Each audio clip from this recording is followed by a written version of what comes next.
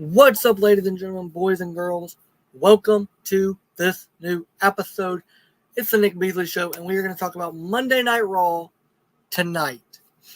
We started off the show with Damian Priest and Jey Uso having a much-needed promo ahead of their match in 2 weeks at Backlash.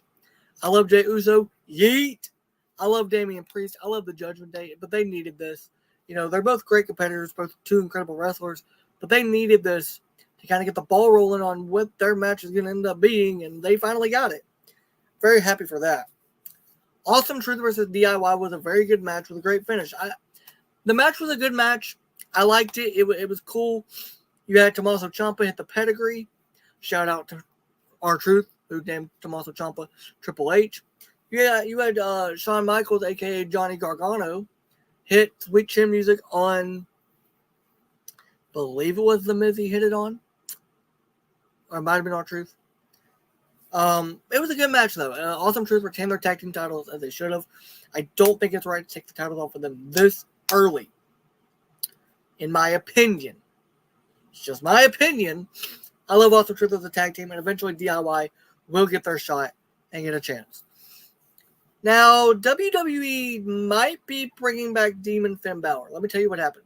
So earlier today, Fightful Select reported, shout out Sean Ross Sapp and Fightful Select, but they reported that Finn Balor, after Finn had tweeted about it on X, that Finn has signed a multi-year contract with WWE to retain his services. And in that, tonight they showed the Judgment Day backstage. They showed Damian Priest. They showed Dominic Mysterio. They showed JD McDonough, JD McBubblehead. Shout out JD. I actually love you, dude. You're a great worker. Hope to see you win a championship one day. Not the world title, but a championship. But behind Damian Priest was the Demon Box, Finn Balor's Demon Box. Bro, I'm going to tell you right now, if they bring back Finn Balor as the Demon, oh dear God, help us all. I will literally, fall in love with WWE all over again. I already love them. It'll be all over again. I love Finn Balor as the Demon. Demon Finn Balor is the best version of Finn Balor I've ever seen. So they might be bringing back Demon Finn Balor. He's re-signed. He wasn't there tonight. He'll be there next week for a 6-man tag match against Jey Uso and Ricochet and I think Andrade. I'm not really sure. I didn't pay much attention to the 6-man tag match for next week because I was paying attention to what happened tonight.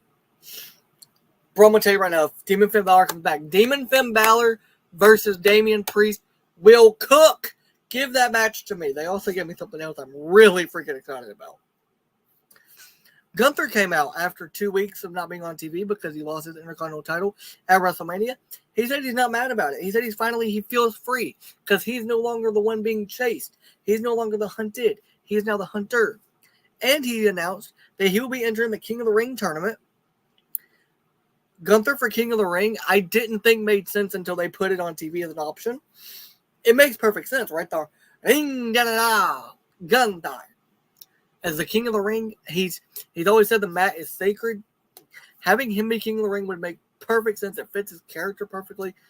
I think would be fantastic. Xavier Woods also came out with Kofi Kingston to set up a New Day tag match against Imperium.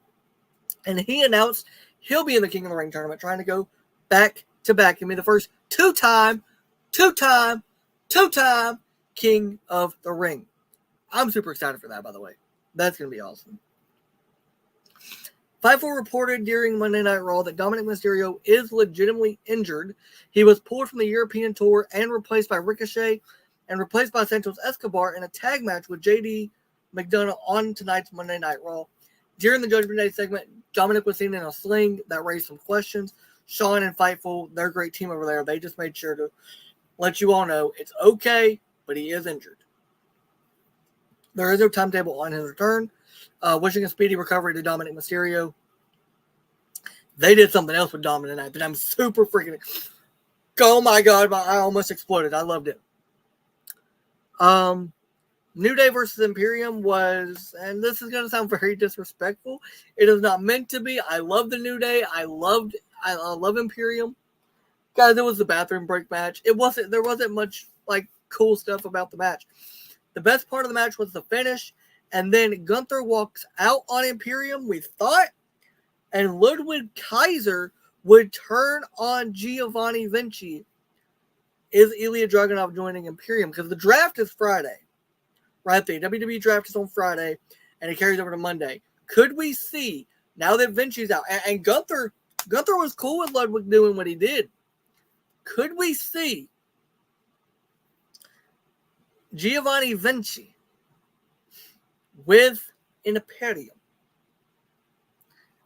Or not Giovanni, my bad. Could we see Ilya Dragunov called up to the main roster and put in an Imperium? I think it would make perfect sense for him. It would really help him showcase, like, what he needs. When he gets to the main roster, he's a fantastic talent. He doesn't need to be the, like, one-on-one guy. He doesn't. He can be in a group like Imperium, kind of behind Gunther, build to that, and have Ilya turn on Gunther, and it'd be a world title feud. Have Gunther win the world title at some point. It's Ilya Gunther for the world title. It makes perfect sense. And if you ever watched Ilya and Gunther in their NXT UK days, dear God help us all if we get that match on the main roster. I want it at WrestleMania. But yeah, it was a bathroom break match. New Day won, and then Ludwig turning on Giovanni and Gunther walking away from Imperium was literally the highlight of the match. Nothing against Imperium or New Day. It was just kind of the bathroom break match. It wasn't great.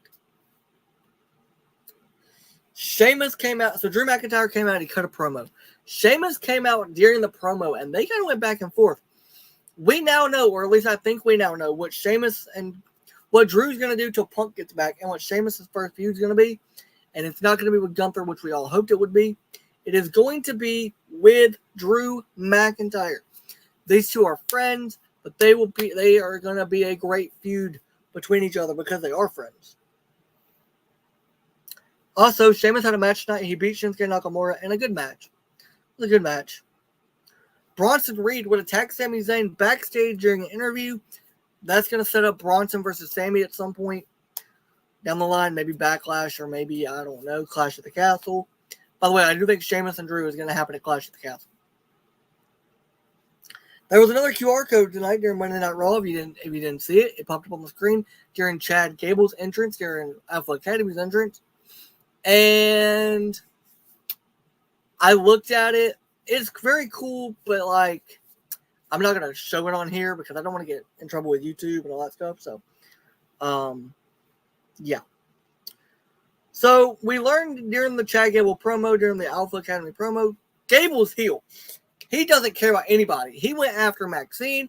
He went after Akira Tozawa. He went after Otis, basically saying, you all suck.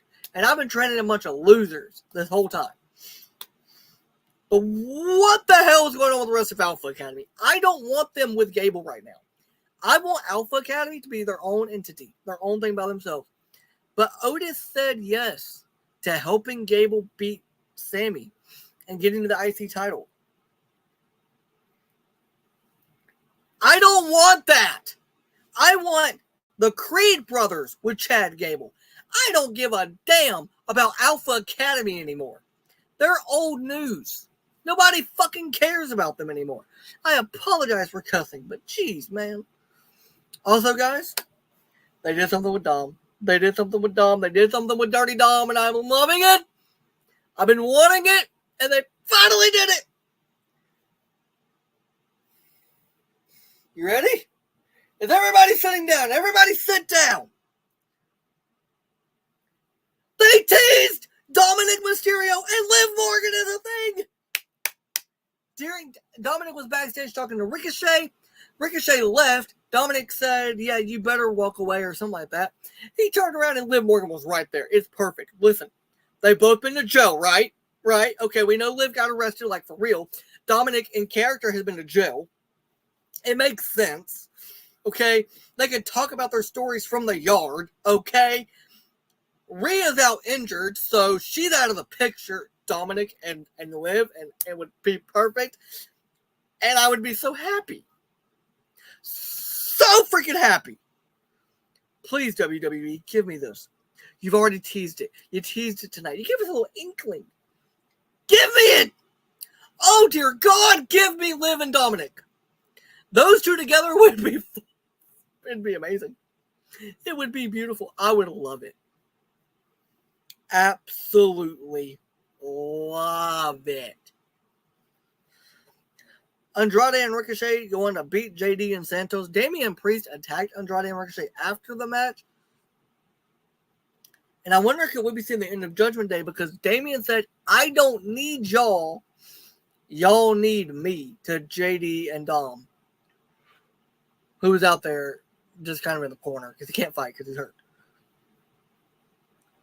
I think we're seeing the end of Judgment Day. I really do. Hope we don't, but I do think we're going to see the end of Judgment Day.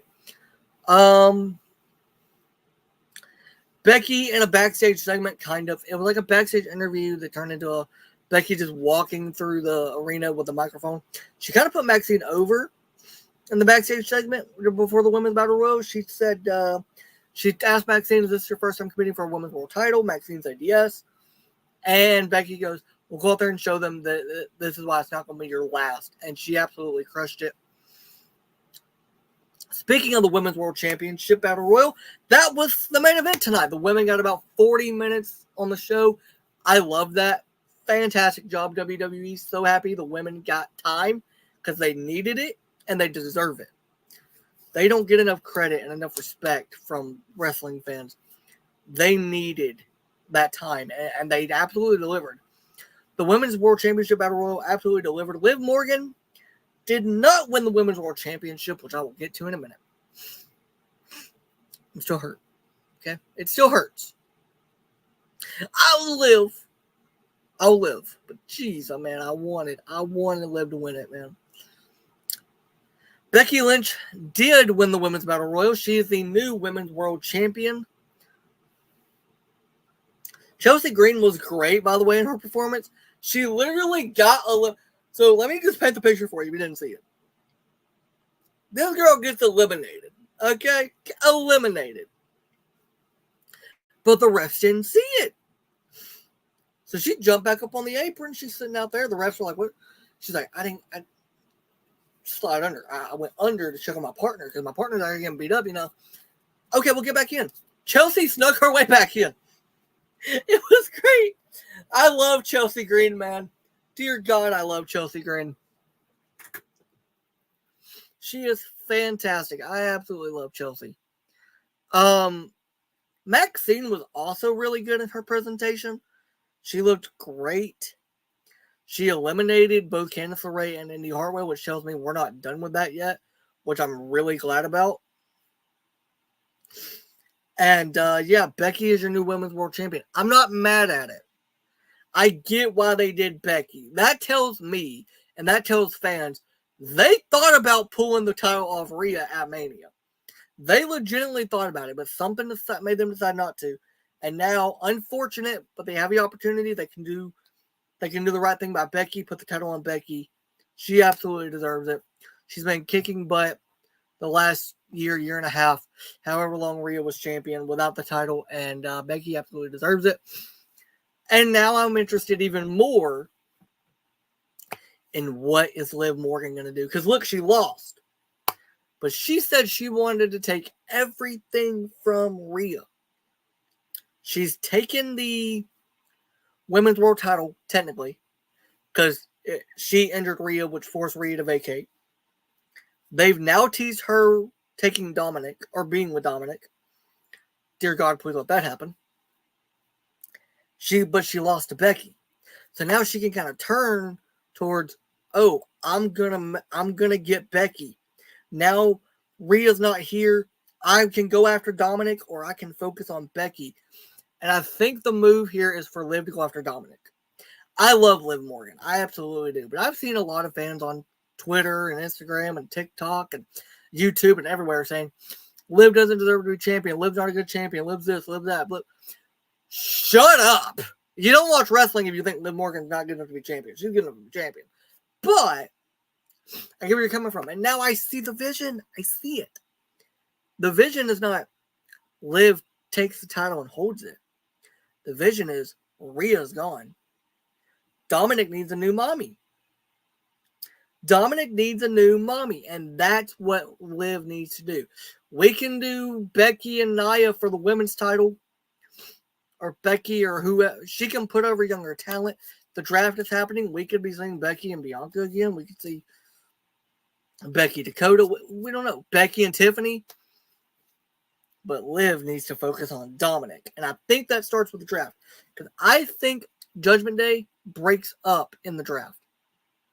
And I think when they break up in the draft, you put Dominic and Rhea, or Dominic and Liv on the same show.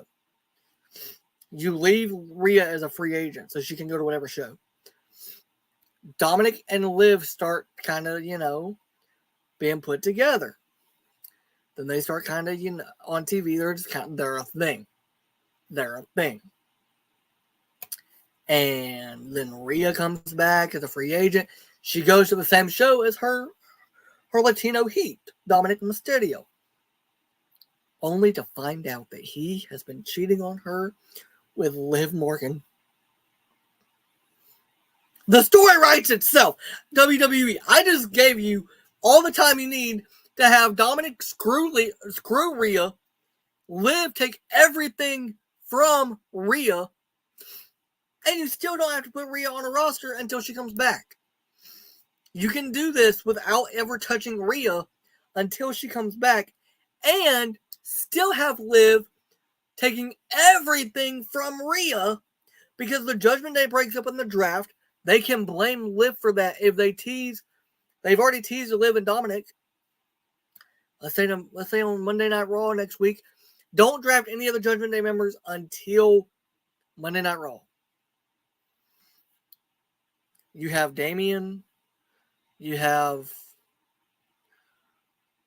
and if you want to go a step further, so you have Damian, Finn, JD. They all go to Raw. I don't care.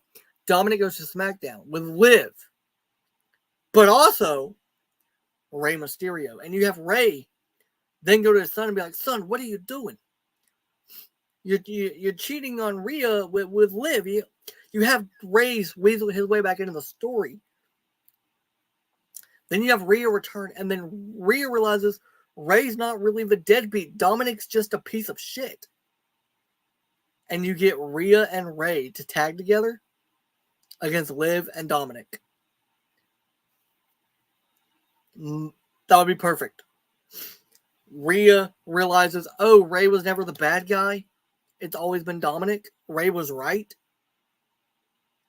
I mean, I just wrote the story for you. I just wrote the next month. I just wrote the next 6 months of TV right here on the podcast. So thank you, WWE. You can bring me the check. But, dude, it would be awesome. I'm just kidding. WWE, you don't have to pay me for that. But it would be awesome to see, how that would go. I'm just saying. Call me crazy, call me Carson, but that story makes sense. A lot of sense. Anyway, guys, thank you for listening, watching, viewing, subscribing. Wherever you get your podcast, make sure to follow me on Spotify, subscribe to my YouTube channel. These will be the now exclusive places for my podcast. I'm also coming on Patreon very soon with some exclusive content. I'll let you guys know when I start posting on there.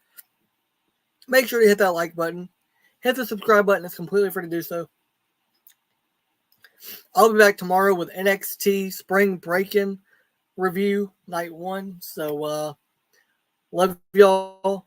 Thank y'all. Bye.